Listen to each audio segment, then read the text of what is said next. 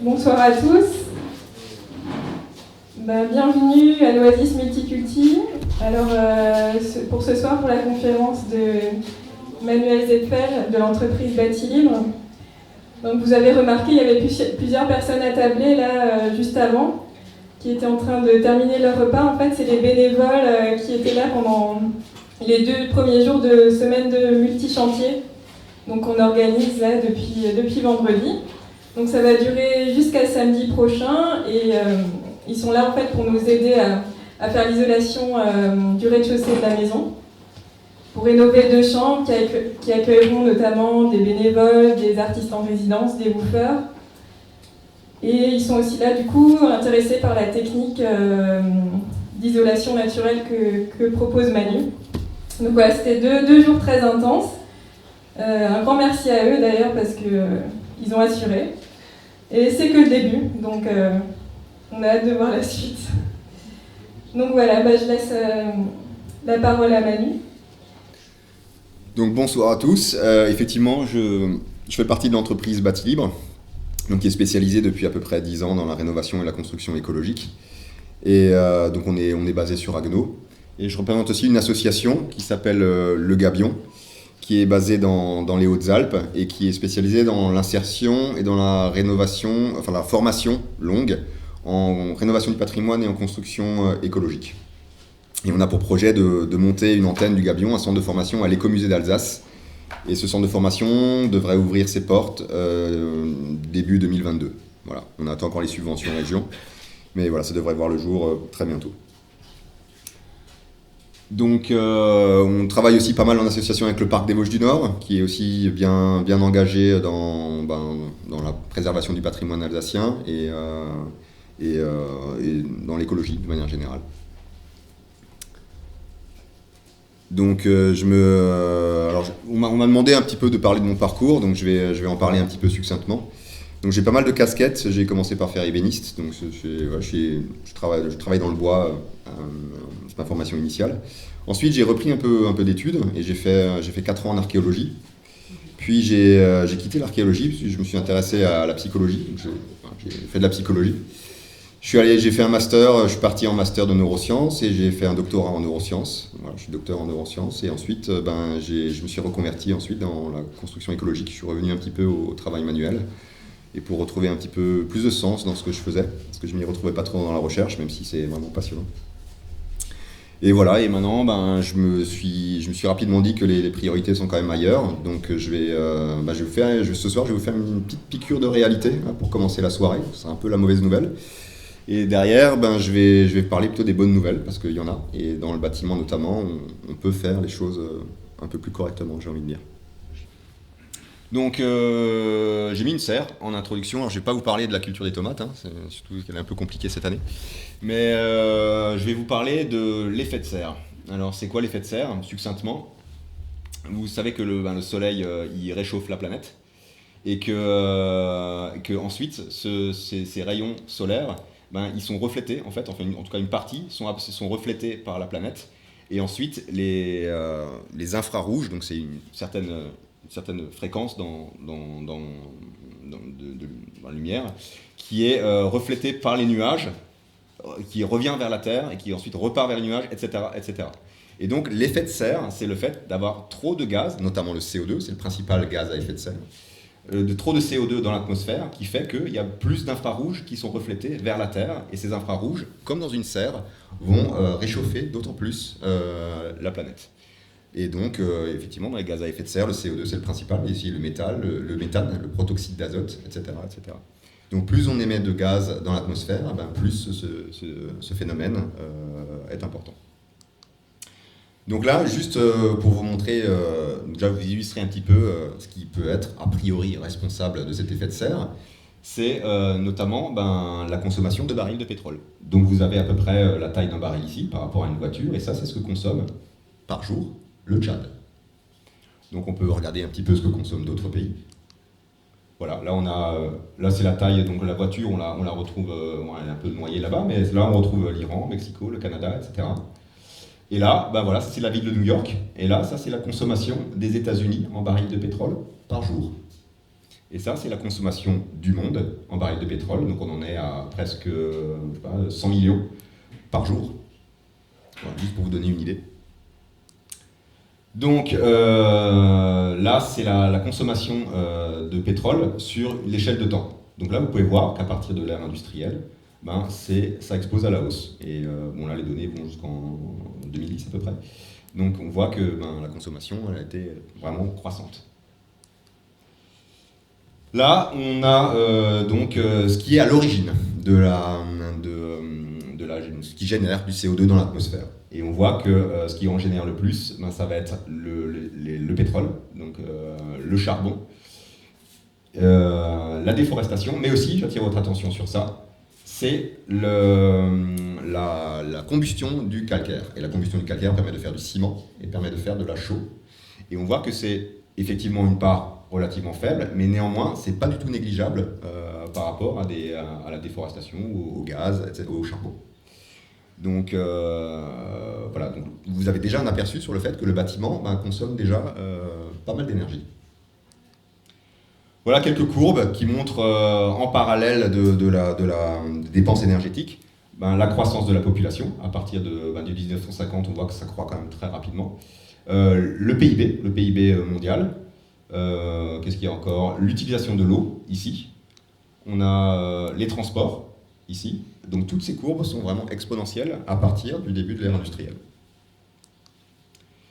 Et ici, alors là, c'est ce que nous dit le groupe d'experts intergouvernemental sur l'évolution du climat, le GIEC. Alors, si vous ne le saviez pas, je vous le dis, le GIEC a publié son 6e rapport cette semaine. Voilà, donc ça fait 7 ans qu'ils n'avaient pas publié un rapport, et là, 4000 pages viennent de tomber sur où en est le climat aujourd'hui. Et là, ce qu'on voit, c'est que sur une période de plusieurs millénaires, on voit que le réchauffement, parce que là c'est des températures, le réchauffement croît ces dernières dizaines d'années de manière très forte. Et là, on est actuellement à plus 1,1 degré de réchauffement au niveau de la planète. Alors vous allez me dire, bon, plus 1,1 degré, ça semble a priori tolérable. Et là, c'est pour vous illustrer un petit peu maintenant ce que ça peut représenter, plus 1,1 degré. Là, c'est pareil, une figure tirée du dernier rapport du GIEC. Et on voit différents scénarios. Donc les différentes courbes de couleurs, c'est différents scénarios simulés en fonction de ce que va faire l'humanité dans les prochaines années, si on va réduire nos dépenses énergétiques ou pas. Et donc on voit que là, jusqu'à à peu près 2030, 2040, il n'y a pas trop de changements, quoi qu'on fasse. Donc ça, c'est ce qu'on appelle un phénomène d'inertie climatique. C'est-à-dire que même si demain on arrête toutes les émissions, l'atmosphère, enfin tout le monde, le climat va continuer à changer, quoi qu'on fasse. Donc la température va continuer à augmenter. Et c'est seulement après, en fonction de ce qu'on va faire, de ce que l'humanité va faire, que ça peut soit continuer à augmenter, soit diminuer. Et on voit que selon le scénario le plus optimiste, on va rester sous les 2 degrés. Mais néanmoins, on va quand même flirter avec.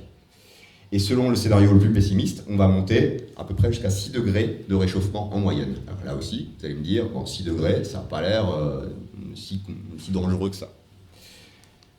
Alors là, juste pour vous illustrer ce que ça peut être 6 degrés, ça c'est l'Europe il y a 20 000 ans. Donc là, on voit que la Scandinavie est complètement sous un glaçon de 4 km d'épaisseur.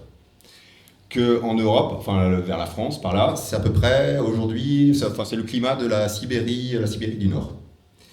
Et que ça, c'est l'Europe aujourd'hui. Et la différence entre les deux, c'est environ 4 ou 5 degrés de moyenne planétaire.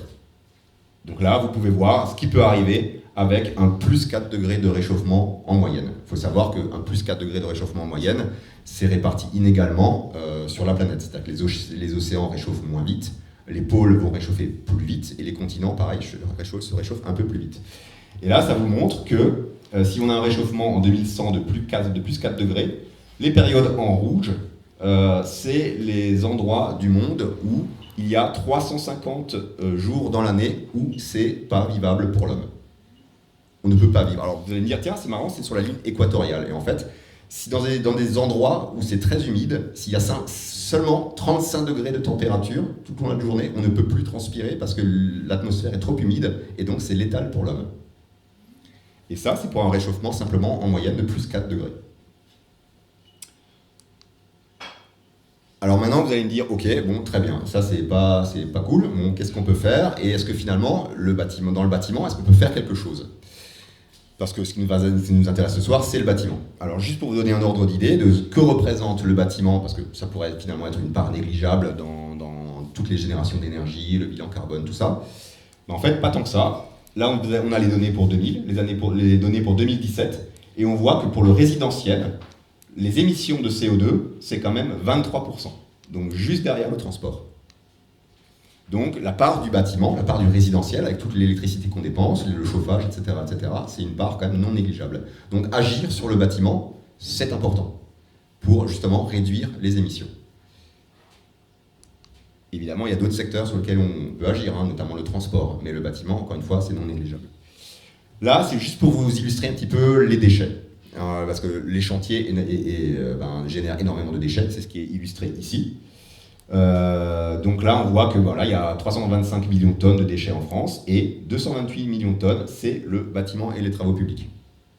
Alors je ne vous cache pas, c'est principalement les travaux publics. Les déchets du bâtiment, c'est juste 46 millions de tonnes, mais c'est quand même 46 millions de tonnes et c'est une part quand même non négligeable de l'ensemble des déchets générés en France. Donc là aussi, au niveau des déchets, il y a des choses à faire dans le secteur du bâtiment. Et voilà, donc là je vous ai parlé un petit peu de réchauffement climatique, mais il y a une deuxième grosse problématique, c'est la raréfaction des ressources. Donc là, c'est juste un petit tableau pour vous illustrer où on en est par rapport aux ressources disponibles aujourd'hui. Donc on a les terres rares, terbium, hafnium, bon je vous passe un petit peu ce que c'est ces trucs-là, c'est ce qu'on appelle les terres rares. Et là on voit que le terbium c'est déjà terminé, donc en 2012 c'était fini, le terbium on n'en a plus. Et que l'argent en métal, qui est très utilisé dans l'industrie, après les données sont variables, en fonction des sources, mais en gros, entre 2025 et 2035, il n'y a plus d'argent métal. En tout cas, plus extrait de manière rentable des mines. Antimoine, palladium, or, zinc. Donc zinc, je vous rappelle, c'est les bardages, les gouttières, tout ça. 2025, le zinc, ça va commencer à se raréfier correctement. Donc qu'est-ce qui va se passer? J'en sais rien, peut-être vous piquer vos gouttières, à voir. L'étain, le plomb, le cuivre, donc c'est quand même des choses très utilisées, donc tout ça c'est terminé avant 2050. Le pétrole, c'est un peu plus tard, sachant que tout notre système de vie aujourd'hui est basé sur le pétrole, pour la fabrication des vêtements, pour le transport, pour absolument tout, tout est basé sur le pétrole. Platine, gaz naturel, fer, etc., etc. Donc là aussi, dans le bâtiment, il y a des solutions, c'est ce que je vais vous présenter dans la suite de cet exposé, où on peut faire sans toutes ces ressources, voire même sans le pétrole, tout en ayant des bâtiments performants et des bâtiments totalement réalisables sans passer 3 ans à rénover une maison avec 50 personnes qui travaillent dessus. Alors maintenant qu'on a vu un petit peu la problématique, je vais vous illustrer un petit peu qu'est-ce qu'on a comme solution, encore une fois, dans le secteur du bâtiment. Donc c'est quoi l'éco-construction? Alors c'est un ensemble de principes visant à réduire, voire supprimer, tout impact négatif d'une construction sur l'environnement et ses occupants. J'insiste aussi sur les occupants parce que la qualité de l'air aujourd'hui c'est une vraie problématique et en général on recommande d'ouvrir les fenêtres dans le bâtiment, dans un appartement par exemple, en pleine ville, parce que l'air extérieur est quand même plus sain, dans certains cas en tout cas, que l'air intérieur, notamment avec tous les COV, les tapis, les armoires, les cols, etc., etc. Alors, il y a comment savoir si un matériau est écologique ou non. Il y a 2 critères majeurs. Le premier critère, c'est les énergies grises. Les énergies grises, c'est la quantité d'énergie nécessaire lors du cycle de vie d'un matériau ou d'un produit. Alors, c'est quoi un cycle de vie? C'est ça. Donc, on a les matières premières. Par exemple, pour fabriquer cette table, il faut extraire les matières premières des différents composants de cette table. Ensuite, il y a le transport, pour les acheminer par exemple à l'usine de fabrication. On va fabriquer les différents éléments. Ensuite, encore du transport. La mise en œuvre, donc là, c'est un exemple du bâtiment, mais on peut très bien imaginer que c'est une autre usine qui va assembler les différentes pièces. Ensuite, la vie en œuvre, donc c'est l'utilisation de la table, l'utilisation qu'on en fait, éventuellement remplacer des pièces parce qu'elles ont été cassées. Ensuite, c'est la fin de vie. La table, on n'en veut plus, on l'a changée, elle a fait son temps. Qu'est-ce qu'il advient de toutes ces pièces? Donc je parlais avant des déchets qu'on génère, qu'est-ce qu'on peut faire? Est-ce qu'on peut valoriser des éléments ou pas? Qu'est-ce qu'il advient de cette table-là? Donc voilà, ça c'est toutes les énergies grises, toutes les énergies dépensées pour chacune de ces étapes. Donc le transport en camion, ça va être le pétrole, etc., pour en faire du gasoil, et pour l'électricité pour les usines de fabrication, etc. Et là, je vous présente quelques isolants. Là, on s'intéresse au secteur du bâtiment. Qu'est-ce qu'on a en isolant? enfin, voilà, on va comparer différents isolants ici en abscisse et la quantité d'énergie grise qu'il faut pour les produire. Ici, bon, ça vous vous en doutez certainement, la botte de paille, elle est ici. Donc une botte de paille, je vais vous montrer des photos après, ça marche très très bien comme isolant. Et on pourra en discuter à la fin de la conférence si vous voulez, casser un petit peu les idées reçues. Et très peu d'énergie, vous imaginez bien, il faut faucher des blés, on peut le faire à cheval, même au tracteur, hein, ça marche très bien, une botteleuse. Et voilà, on peut fournir des bottes qui sont propices à l'utilisation dans le bâtiment et qui sont très efficaces pour le confort d'été comme pour le confort d'hiver. Ensuite, la chaîne botte, donc ça c'est le chanvre défibré, copeaux de bois, laine de mouton, boîte de cellulose, etc. Tout ce qui est en général végétal. Et bien sûr, à la fin, polystyrène, laine de roche, etc., verre expansé, tous les matériaux à base de pétrole. J'attire quand même votre attention que là, il y a les fibres de bois dense. Donc la fibre de bois dense, vous allez me dire, la fibre de bois c'est écolo, mais pas tant que ça. C'est-à-dire que c'est effectivement des matériaux biosourcés, donc ça on verra qu'en termes de bilan carbone c'est plutôt bon. Mais en termes d'énergie, c'est de l'industrie. Donc il faut quand même les fabriquer, les panneaux en haute densité, donc ça consomme quand même pas mal d'énergie. Donc voilà, ce soir c'est aussi pour relativiser un petit peu l'écologie dans le monde du bâtiment. C'est pas parce qu'on a des matériaux biosourcés que c'est forcément très écologique. Voilà, il faut aller un peu plus loin dans la démarche et se renseigner sur qu'est-ce qu'on entend exactement par écologie. Deuxième critère pour savoir si un matériau est écologique, donc énergie grise dans un premier temps et bilan carbone dans un second temps. Donc bilan carbone, c'est la quantité de gaz à effet de serre, en l'occurrence le CO2, émis par un matériau. Et donc, en résumé, c'est est-ce qu'on pollue beaucoup ou pas beaucoup quand on fabrique certains types de matériaux. Et là, on voit qu'il y a des matériaux qui sont négatifs. En gros, c'est tous les végétaux, ils ont un bilan carbone positif. Ils dépolluent l'air, entre guillemets. En fait, une plante, pour pousser par photosynthèse, elle va absorber du carbone de l'air, elle absorbe le CO2, elle va garder le C et elle va rejeter le O2. Donc elle garde le carbone et elle rejette de l'oxygène. C'est pour ça qu'une plante, elle assainit d'une certaine manière l'atmosphère parce qu'elle garde le CO2 et elle rejette de l'oxygène. C'est pour ça que ces matériaux-là, en général biosourcés, et on retrouve notre fibre de bois dense, qui n'avait pas forcément une bonne énergie grise, mais elle a un bon bilan carbone. Donc c'est un matériau écologique qui est moyen, mais qui est quand même écologique. Et par contre, ici, on retrouve polyuréthane, mousse de verre, etc. Et là, le polystyrène extrudé, que vous voyez souvent sur les façades dans les villages où on fait de l'isolation par l'extérieur, 520 de valeur, le tableau s'arrête à 50, donc 520, on est au 3e étage du bâtiment. Juste pour vous donner l'échelle, à quel point c'est polluant de faire du polystyrène extrudé. En plus des énergies que ça consomme. Voilà, et juste pour vous donner une idée sur, isoler c'est bien, mais maintenant je vais vous montrer pourquoi c'est nécessaire mais non suffisant. Alors, évidemment, l'énergie la plus écologique et la plus économique, c'est celle qu'on ne consomme pas. Mais isoler, certes c'est nécessaire, mais c'est pas suffisant. C'est-à-dire que l'isolation à 1 €, c'est pas forcément ce qu'il y a de mieux, à plein d'égards. Mais voilà, donc là je vais vous montrer 4 types de bâtiments, c'est une étude de thermiciens. Et là on va comparer 4 types de construction, donc du BBC, donc c'est des bâtiments basse consommation, conventionnels, donc béton, laine de verre, tout ça. Du passif conventionnel, donc triple vitrage, double flux, etc., toujours dans du béton, et du passif écologique. Et donc là, ce qu'on peut voir, c'est que, donc là on est sur les émissions de CO2. Ici, en vert, c'est les émissions de CO2 pendant l'utilisation du bâtiment. Donc quand on va chauffer, par exemple on chauffe au bois, chauffer du bois, c'est brûler du bois, donc on rejette du carbone dans l'atmosphère, donc ça va générer du CO2. Et sur 30 ans. Ça, là, en vert, c'est la consommation, de la pollution qu'on génère en chauffant, en utilisant notre bâtiment sur 30 ans. Et ça, en jaune, c'est le CO2 émis lors de la construction du bâtiment. Avec ce qu'on avait vu avant sur tout le cycle de vie des matériaux, on peut calculer ça. Quelles sont les quantités de CO2 émises dans l'atmosphère au moment de la construction. Et là, on voit que, ici, par rapport au BBC écologique, et là, on est sur du passif conventionnel, c'est énorme la quantité de CO2 qui a été émise. Et la construction, et là, ça peut être équivalent à peu près 70 ans de consommation. C'est-à-dire que toute la pollution qu'on a émise lors de la construction, c'est autant que 70 ans de consommation dans le bâtiment. Donc c'est colossal. Et je vous invite à comparer les deux. Là, on n'est que sur du BBC, ça veut dire qu'on va consommer un peu plus que du passif, parce que les maisons passives sont censées consommer rien du tout en termes de chauffage. Mais donc quand on compare les deux là, la conclusion c'est qu'il vaut mieux construire BBC écologique. Donc certes, la maison va consommer un peu plus, mais on a choisi les matériaux que faire du passif conventionnel. Le bilan écologique derrière sera beaucoup plus intéressant. Donc ça ne sert à rien de se focaliser sur les maisons passives, il vaut mieux se focaliser sur le choix des matériaux. En termes de bilan écologique, on est bien meilleur. Et je ne parle pas de la qualité de l'air, je ne parle pas de toutes ces choses-là. Ça, je passe. Voilà, donc maintenant, on est arrivé au concret. Voilà, on a du patrimoine alsacien. Qu'est-ce qu'on a dans la région? Ben, on a différents types d'habitats.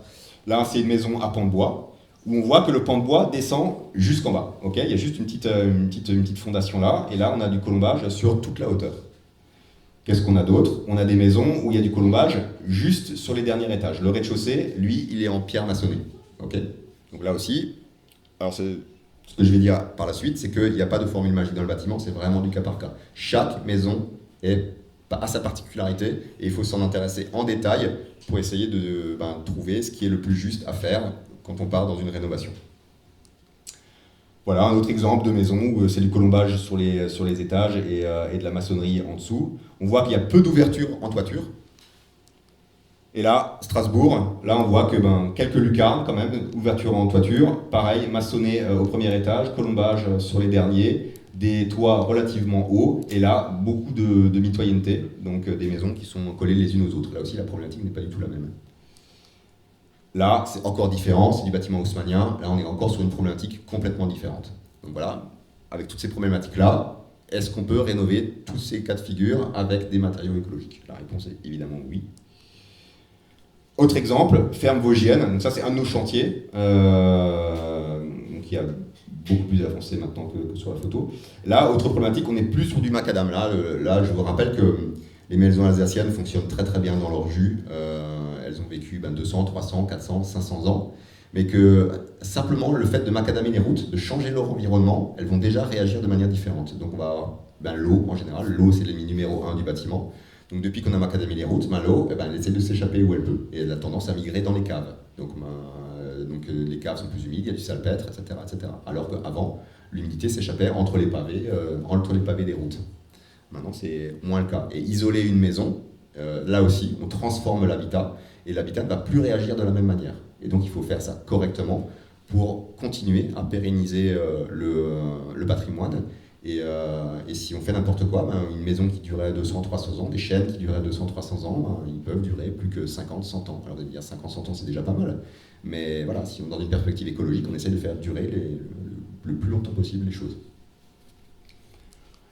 Donc c'est ce que je disais, pas de formule magique, c'est vraiment du cas par cas. Donc je ne pourrais pas vous dire, voilà, il faut faire ça, ça marche à tous les coups, c'est pas vrai. Il faut toujours s'adapter, toujours vérifier un petit peu, diagnostiquer les bâtiments, identifier les pathologies, est-ce qu'il y a d'humidité, pas d'humidité, comment on peut corriger ça.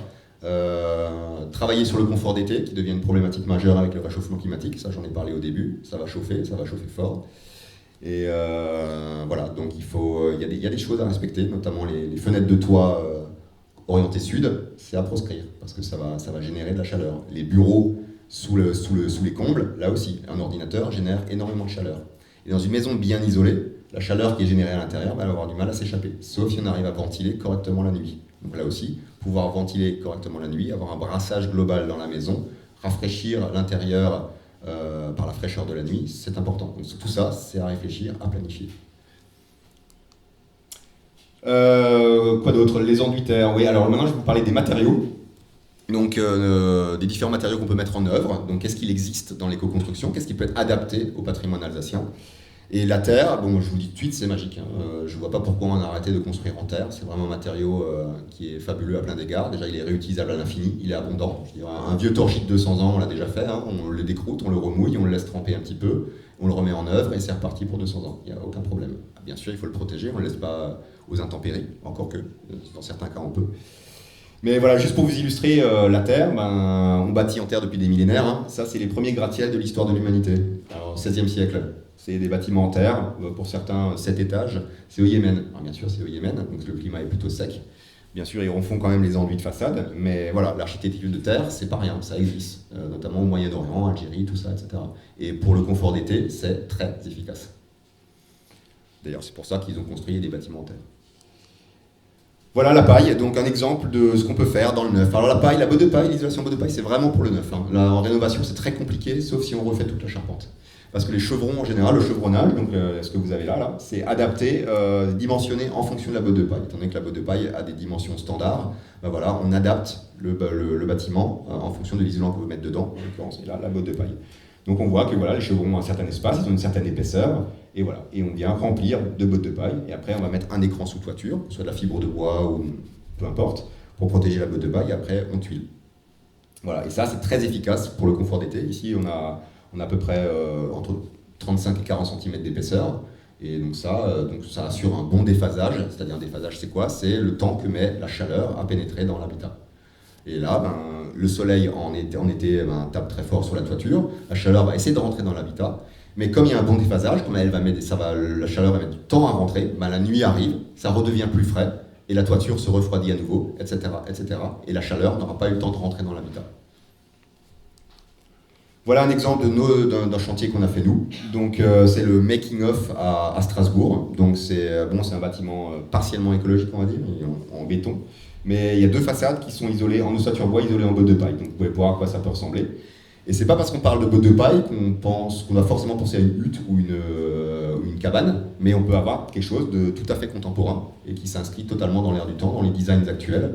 Et ça peut être performant thermiquement et isolé avec des matériaux biosourcés, des bottes de paille. Et je vous renvoie au graphique qu'on avait vu avant. En termes d'énergie grise et de bilan carbone, la botte de paille, c'est excellent. Donc si vous voulez construire du neuf, honnêtement, faites de la botte de paille. Et après, on pourra parler des coûts si vous voulez, mais c'est pas forcément beaucoup plus cher au mètre carré que de l'habitat conventionnel. Et c'est même beaucoup plus économique si vous êtes prêt à faire vous-même. Donc nous, en tant qu'artisans, on pousse en général les gens à prendre une année sabbatique, à travailler eux-mêmes sur leur chantier, et on peut les accompagner pour ça, parce que là, l'éco-construction devient très économique, vraiment. Parce qu'une botte de paille, pour une maison de 100 mètres carrés, isolée mur, toiture, il faut à peu près 700 bottes. Les bottes les plus chères, fabriquées par des professionnels, c'est 5 € la botte. 700 bottes x 5 €, 3500 €. Pour 3500 €, vous avez tout votre isolant de la maison. Donc rien. À condition que, effectivement, vous le posez vous-même. Voilà ce que ça ressemble. Une botte de paille recouverte d'un enduit terre-plâtre. Toujours pareil au making-of. Voilà, ça c'est un enduit terre-plâtre qu'on a mis sur botte de paille. Pareil, quelque chose de très contemporain, plutôt lisse. Voilà. Avec des arêtes vives. Là aussi, ça peut s'inscrire totalement dans l'air du temps. Et pour finir sur la botte de paille, ça c'est la maison Feuillette qui est dans la région parisienne. C'est la première maison en botte de paille de France. En 2020, elle a eu 100 ans. Donc voilà, la botte de paille n'a jamais été changée, à part les enduits, elle a été un peu rénovée. Mais sinon, les bottes de paille ont 100 ans et elles n'ont pas bougé. Donc, cassons les idées reçues, soyons un peu curieux. Donc voilà, il y a beaucoup d'idées reçues autour de la botte de paille, mais il faut encore une fois aller creuser les choses un peu plus en profondeur. Quand on vous vend des matériaux soi-disant écologiques, cherchez à en savoir un peu plus. Qu'est-ce qu'on entend véritablement par écologie? N'oubliez pas les 2 critères principaux, bilan carbone, énergie grise. Interrogez-vous vraiment là-dessus, c'est important. Et voilà, les idées reçues qu'on peut casser sur la botte de paille, c'est par exemple, est-ce qu'il y a les rongeurs qui viennent dedans? Pas plus que dans le polystyrène, pas plus, pas moins. En général, ils n'y vont pas parce qu'il n'y a pas de grains, il n'y a pas de choses à manger. Les bottes sont très denses, donc pour faire des galeries, c'est un peu compliqué. Plus compliqué en tout cas que dans le polystyrène. Et ça ne brûle pas, puisque les bottes de paille ils sont denses, donc il n'y a pas d'oxygène, donc ça brûle en surface, mais c'est très lent à brûler. Vous pouvez voir les tests au feu grandeur nature sur YouTube, il y a des vidéos qui tournent autour de ça. Et voilà, les 2 grosses idées reçues en général autour de la botte de paille. Ça c'est un chantier qu'on a fait aussi nous, à Neuvillers-les-Savernes, donc là c'est isolé aussi en toiture en botte de paille, pareil, un aspect un peu relativement contemporain. Voilà à l'intérieur à quoi ça ressemble, botte de paille en toiture, panneau de roseau, que vous pourrez voir aussi sur le chantier ici, en guise de parement intérieur, et tout ça, ça sera enduit à la terre. Voilà, donc maintenant, si on veut rénover une maison à colombage qui a été entièrement vidée, donc on n'a plus que le squelette, qu'est-ce qu'on peut faire? Donc on peut la remplir de ce qu'on appelle un béton de chanvre. C'est un béton végétal, donc c'est de la fibre de chanvre avec un liant qui soit à base de terre, de chaux ou d'argile. Et on peut venir remplir les miroirs et aller un peu plus loin. Donc on va prolonger un petit peu l'épaisseur d'isolant. On la remplit entre les poutres et on prolonge un petit peu. On met une forte épaisseur pour que le pouvoir isolant soit bon et casser un petit peu le pont thermique des poutres du bois. Et voilà à quoi ça peut ressembler en extérieur. Alors, cette maison, elle n'a pas été enduite faute de budget. Et le béton de chanvre, là, qui est à base de chêne vote, je vous le rappelle, c'est à base de chanvre, c'est exposé aux intempéries depuis 6 ans maintenant. Voilà, donc un matériau biosourcé, totalement résistant, avec un peu de chaux dedans, un peu de plâtre. Ça fonctionne très bien. Voilà une école, à la frontière luxembourgeoise. Pareil, béton de chanvre à l'extérieur. Là, elle a été enduite depuis, évidemment, avec un plâtre très chaud. Et voilà ce qu'on peut faire à l'intérieur. Donc béton de chanvre apparent, ce qu'on appelle une petite fenêtre de vérité, avec un enduit à l'argile dessus, avec un ochre rouge dedans. Voilà, après, en matière de goût, on aime ou on n'aime pas, hein, mais c'est des possibilités, on peut faire ça. Voilà, autre chose qu'on peut faire au lieu de remplir en béton de chambre, c'est remplir avec des panneaux de roseaux. Donc ça, c'est une maison à colombage neuve qui est à Surbourg. Et on peut mettre des panneaux de roseaux en extérieur. Et à l'intérieur, remplissage en béton de chambre. Pareil, une petite structure bois assez sommaire, comme on a fait ici. Et avec des panneaux de roseaux aussi à l'intérieur, extérieur entre le colombage et intérieur. Et on vient remplir tout ça de béton de chambre. Là, à côté de la grange, toujours pareil, à Neuville-les-Saverne, sur la maison alsacienne, pareil, on a rempli de panneaux de roseaux. Et voilà à quoi ressemblent les panneaux de roseaux enduits à l'extérieur avec un enduit plat très chaud. Ici, vous pouvez voir que l'étanchéité à l'air au niveau des fenêtres, c'est sans silicone, c'est sans comprimante, sans rien, c'est simplement de la filasse de chambre avec du feutre de lin. Donc on trempe le feutre de lin dans la filasse de chanvre, pardon, dans du plat très chaud et on vient remplir les espaces entre la fenêtre et la structure. Voilà encore un exemple de béton chanvre banché derrière du panneau de roseau. Et voilà les différentes étapes de chantier sur une maison maçonnée, ça c'est à Meisenthal, donc panneau de roseau, enduit terre et ensuite finition à la chaux. Là on voit à nouveau l'étanchéité à l'air à base de plâtre très chaud et filasse de chanvre, le béton chanvre, les panneaux de roseau. Voilà un petit sandwich, là il y a de la laine derrière, là c'est à peu près ce qu'on a fait ici, sur ce chantier. Donc on a de la laine, là on la voit pas bien parce que c'est une boîte de dérivation ici, mais il y a de la laine de chanvre coton derrière, un panneau de roseau de 5 cm d'épaisseur en complément d'isolant, qui est support d'enduit, donc on va enduire à la terre dessus, et ensuite il y a la petite finition à la chaux qui vient par-dessus. Et voilà, comparaison entre isolation béton de chanvre, roseau, terre, finition à la chaux, et une finition à la chaux sur plaque de plâtre. C'est le même bâtiment. Hein. Ça c'était à l'étage, il y avait déjà des plaques de plâtre en place, et en bas on a refait toute l'isolation. Donc on peut très bien avoir une finition totalement similaire si c'est ce qu'on recherche. Là encore une fois, c'est pas parce qu'on parle d'éco-construction et de terre et de roseau qu'il faut forcément penser à des huttes ou des cabanes. Voilà un appartement à Strasbourg qu'on a rénové il y a quelques années. Là, c'est une cloison phonique, pareil, panneau de roseau et enduit terre. Ici, ça, le sandwich ici que je vous ai montré, c'est sur ce chantier. Et là, on a intégré par exemple un écran home cinéma dans un plafond en plâtre. Alors, on peut faire quelques fantaisies, c'est pas parce qu'on a des matériaux naturels qu'on peut pas faire des choses comme ça, plutôt très contemporaines. Une salle de bain, pareil, isolation panneau de roseau enduit terre. Donc la terre fonctionne très bien dans la salle de bain. Hein. La terre, une des propriétés de la terre, c'est la régulation de l'humidité. Donc ça assure un confort assez optimal, autour de 50% d'humidité relative, ce qui est idéal pour le corps humain. Voilà, sinon, dans la ferme vosgienne que je vous ai montré avant, en toiture, on isole en laine végétale, chanvre, lin, coton. Donc là aussi, ça fonctionne très bien. Et par-dessus, on a mis du lambris. Voilà un autre sandwich, là aussi, qu'on a fait ici. Donc la laine, une petite structure bois et le panneau de roseau qui vient dessus. Et vous avez pu constater que le panneau de roseau, je reviens un peu en arrière, il est fixé avec des rosasses plastiques. Alors vous allez me dire, ouh, ils mettent du plastique dans leur construction. Bon, déjà, on n'a pas trop le choix. Mais on a choisi ce système de fixation parce qu'il est entièrement déconstructible. Je vous ai dit avant que la terre est réutilisable à l'infini. Donc si un jour le bâtiment, et je vous ai parlé des déchets avant, les déchets notamment de la table, la quantité de déchets générés par le secteur du bâtiment, et ben, le système qu'on utilise nous, il est complètement déconstructible, on peut tout récupérer. C'est-à-dire qu'une fois que le bâtiment il est devenu obsolète, on va dire, qu'il commence à être vieux, qu'il tombe en ruine, tout ça, ou qu'on veut simplement changer la déco, et ben, on peut simplement décrouter l'enduit terre. La terre est renouvelable à l'infini, on peut la remouiller, la réutiliser, en refaire des enduits. On peut enlever la petite cupule qu'il y a sur les rosaces, d'où l'intérêt de les utiliser, en tout cas pour le moment. Retirer la vis, récupérer la rosace, récupérer les panneaux de roseau, récupérer les chevilles peut-être pas, mais récupérer les bois, et récupérer le béton chanvre, éventuellement récupérer les laines et tout réutiliser. Soit composter dans le jardin, faire du broyat, le revaloriser d'une manière ou d'une autre, ou alors le réutiliser tel quel pour rénover un nouveau bâtiment. C'est tout à fait faisable.